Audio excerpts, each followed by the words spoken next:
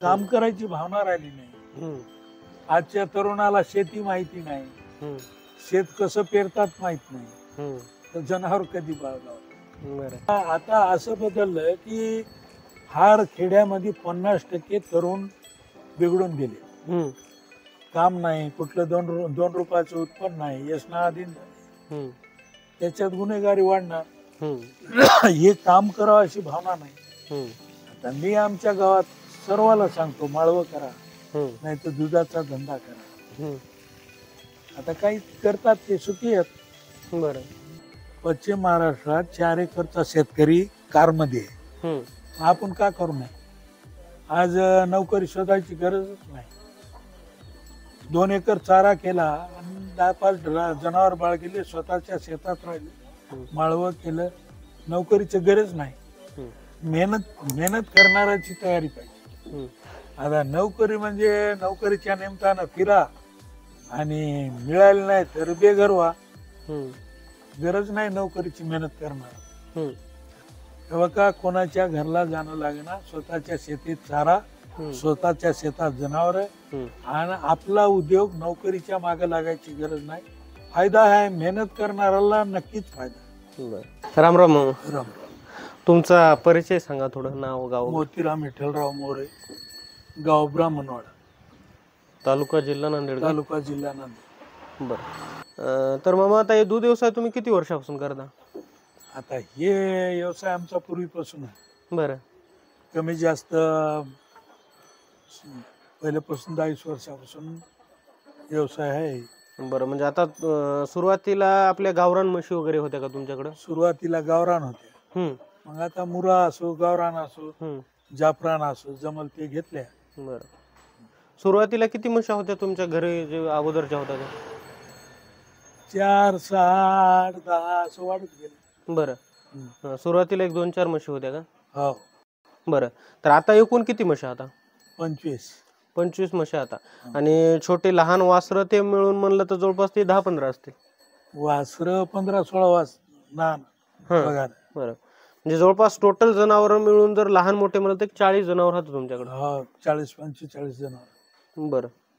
तर आता याच्यामध्ये तुम्ही मामा, काही लोक गायी करतात, एचएफ गायी, जर्सी गायी. तर तुम्ही गायी न करता म्हशी कशामुळे केल्या? म्हशी बिमार होत नाहीत, जास्त तेवढं काही पाहावं लागत नाही. आणि त्यात तर आता आम्ही सर्व म्हशीचा अनुभव घेतला आहे. तर मला वाटते चांगल्या गावरान म्हशी सुद्धा धंद्याला परवडतात. बरं. तर आता तुमच्याकडे कुठल्या कुठल्या जातीच्या म्हशी आहात? मुरा आहात, जाफरान आहात, गावरान आहात. बरं. तर आता आमचं मन गावरानकडेच वळालं. बरं. म्हणजे जाफरान हे कमी वापरावं असं आहे आमच्या मनात. बरं. कशामुळे, काय अडचणी आल्या त्याच्यामध्ये? हे थोडी अडचण आहे त्याच्यात. जाफरान काही म्हशी लांबून येतात, बिमार व्हायला. तर हे आपली गावरान टिकते, बिमार होत नाही. बरं. पण गावरान म्हैस त्याच्या एवढं जाफर म्हशी एवढं दूध देऊ शकत नाही म्हणतात. चांगली म्हैस घेतली, किंमत तशी म्हैस. आता आम्ही जाफरान, मुरा सर्व म्हशी आणल्या आणि आता गावरान घेतली. बरं. 2 महिने झाले. बरं. ती 6 लिटर दूध देते. बरं. आणि हे लाखाच्या 1,10,000 सव्वा लाखाच्या घेतल्या तर 6 लिटर दिलं नाही दूध. बरं. जरी समजा 6 लिटर दिलं तरी तुम्ही म्हणल्यासारखं 1,10,000 20,000 त्या म्हशीला द्यावं लागते ना. आपली गावरान 70-80-60 पर्यंत सुद्धा, 80,000 पर्यंत. बरं. तर मामा, चांगली दूध देणारी म्हैस नेमकं कसं ओळखायचं आपण बाबा? काय निकषात म्हशीचे? खाली ओवा पाहिजे, सडाला चांगली पाहिजे, थोडं कवळी ताकददार म्हैस घेतली तर देऊ शकते. आता त्याची काय खात्री नसते. आता तुमच्या घरी दिलं 4 लिटर, आम्ही आणलं चाराच टाकला नाही तर लिटरही देत नाही. आपल्या सोयीनुसार देते दूध. म्हणजे दूध काढण्यासाठी म्हैस म्हणजे जातवानच असेल तरच दूध देते असं काही विषय नाही? काय नाही, विषय खाण्यावर. आता जातवान असेल आणि खुराकच दिलं नाही तर कसं देईल? बरं. आता तुम्ही खुराकाचा प्रश्न तुम्ही सांगितल्यामुळे तेच विषय आपल्याला विचारायचा होता.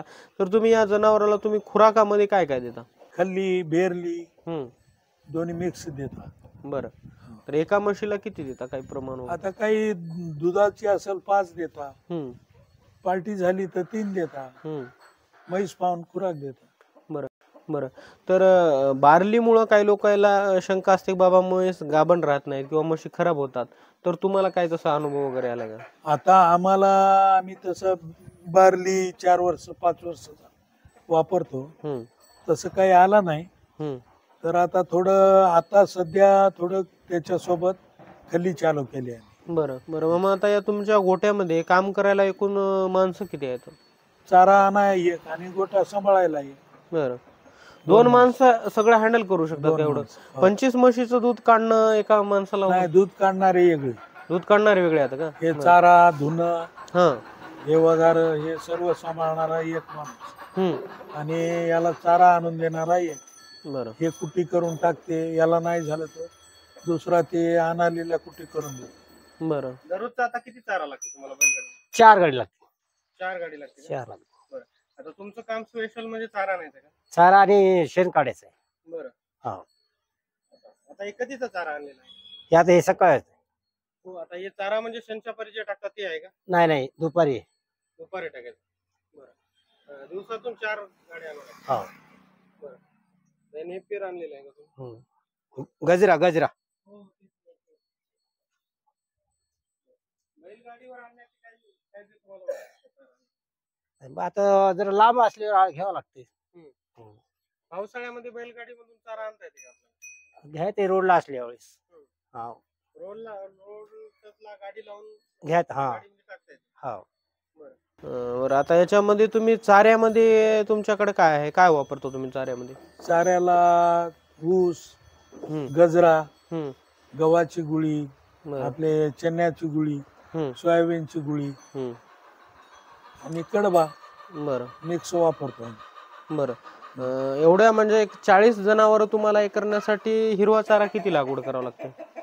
हिरवा आता 1-2-3 एकर गजरा राहते, बरं कमी पडलं तर ऊस बरं. तुमच्या गोट्याच्या बाजूला आहे का गजरा वगैरे आहे की. इथं? हो. बरं.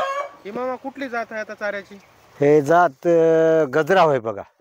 गजरा. नेपियर म्हणतात ते. हा नेपेर. बरं. हे किती दिवस झालं तुम्ही हे करून लावून? हे झालं पा हे सवच कापणं येते. हम्म, आता कवळेपणी आलंच की. हम्म, आलं परी आणणारे गडी आणते तर हम्म. आपण टाकणारे टाकतो. बरं.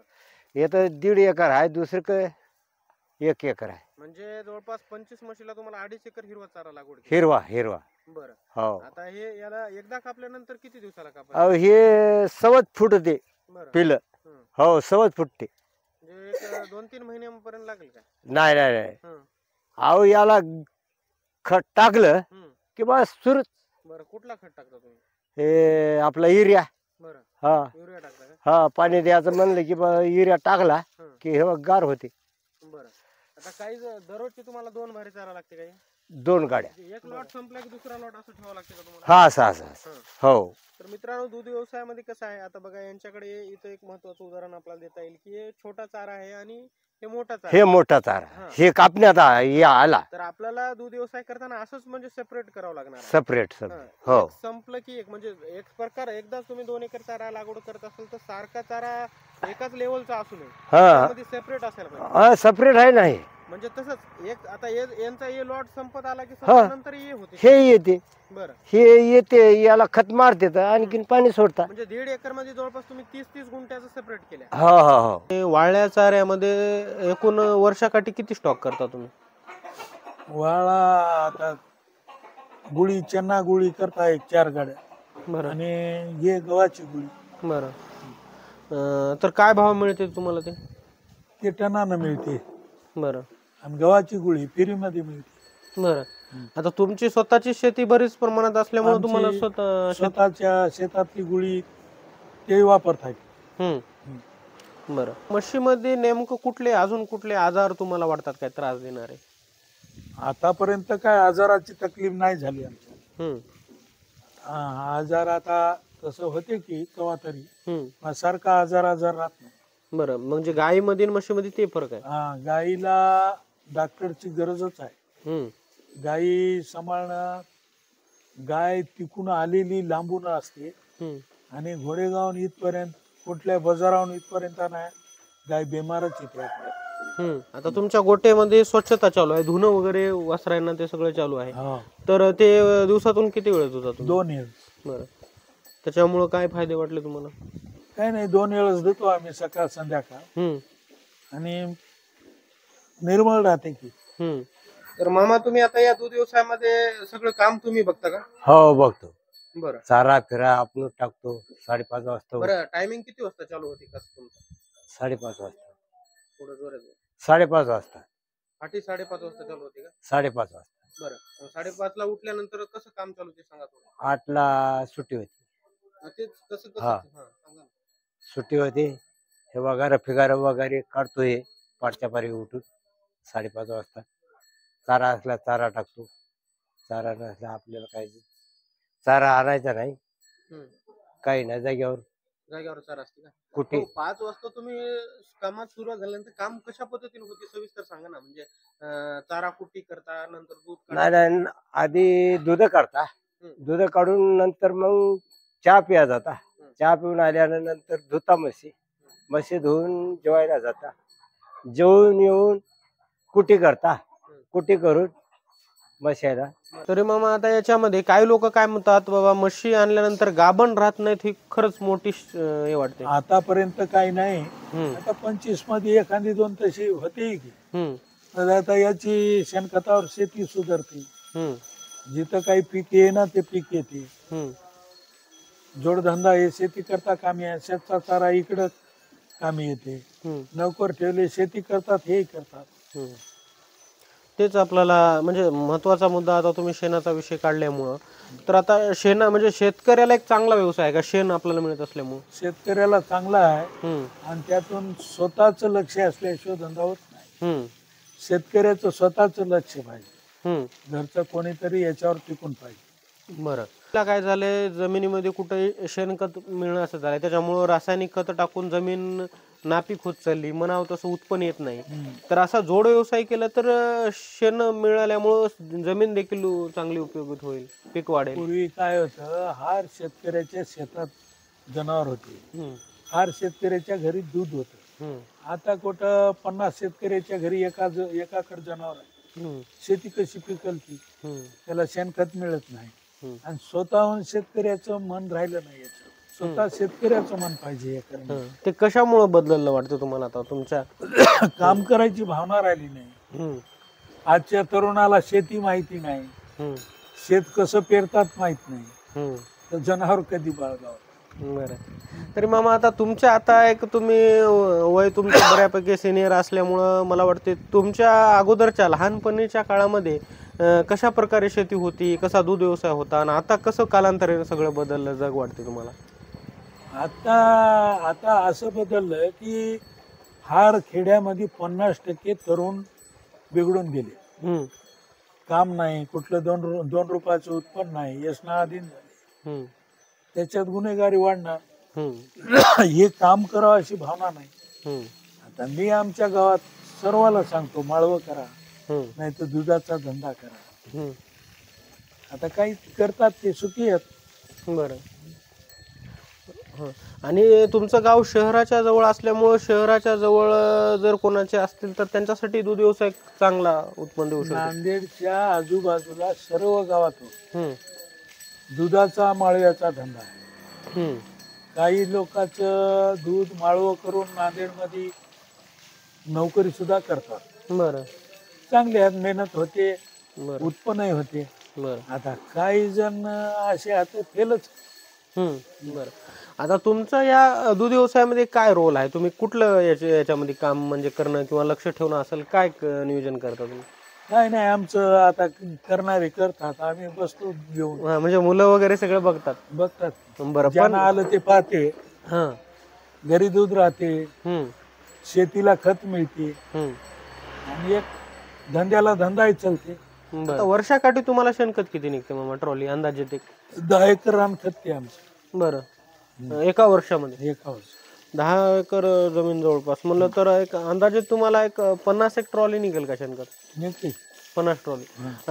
ते एक वेगळं उत्पन्न. समजा आपण स्वतःच्या शेतीत टाकता, पण जर समजा विक्री केली तर 50 ट्रॉली आज 3000च्या जवळपास जरी उत्पन्न त्याचं धरले आपण, तर ते एक ऍडिशनल एक 1.5 लाखाचं शेणखत तुमचं होते समजा. हे 4 वर्ष शेती पिकते. आता तुम्ही विक्री वगैरे काय करत नाही? नाही. बरं.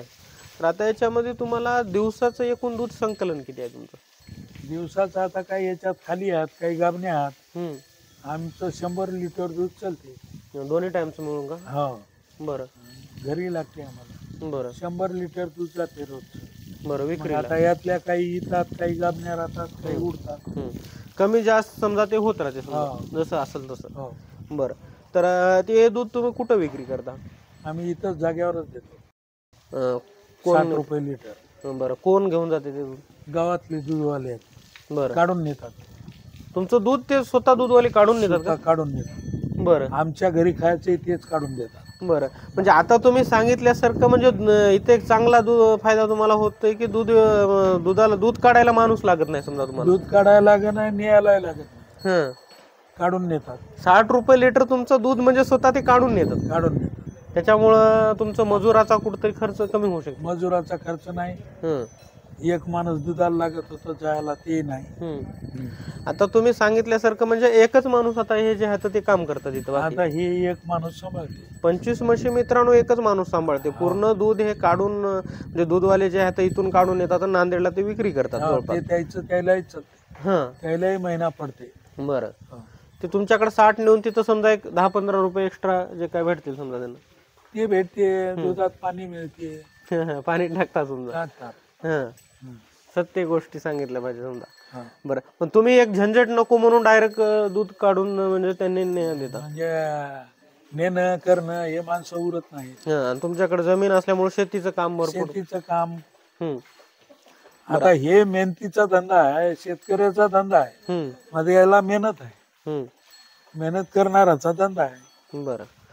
आता हे आमचं पूर्वीच आहे म्हणून सोडता येईना, चालू आहे चलत नाही. बरं. अजून काय म्हशी वगैरे वाढवण्याचा विचार आहे का तुमचा? आता आमचा विचार 100 लिटर सारखं चलाव. बरं. बरं. वरी झालं चलते, कमी होऊ नाही. बरं. आता 100 लिटर म्हणजे 60 रुपयानं धरलं तर समजा तुमचं दररोजचं 6000 रुपयाचं दूध होते हो. का? बरं. तर 6000 रुपयाचं दररोजचं जर म्हणलं तर आपल्याला महिन्याला 1,80,000 रुपयाचं दूध होते तुमचं. 1 लाख रुपये राहतील. तर खर्च किती जाते आपल्याला? आता खर्च पाकी हे आहे, खुराक आहे, हम्म. जाईल एक म्हणजे नेहमीच खर्च झाला निमार बरं. तरी परवडते. हं. आता महिन्याला 1 लाख रुपयाचं सोडत असलं तर कुठला नोकरी तरी कुठं 1 लाख रुपये म्हणजे सोडणे आवश्यक आहे. आणि घरात दूध तूप याला काशी कमी नाही. हम्म. हम्म.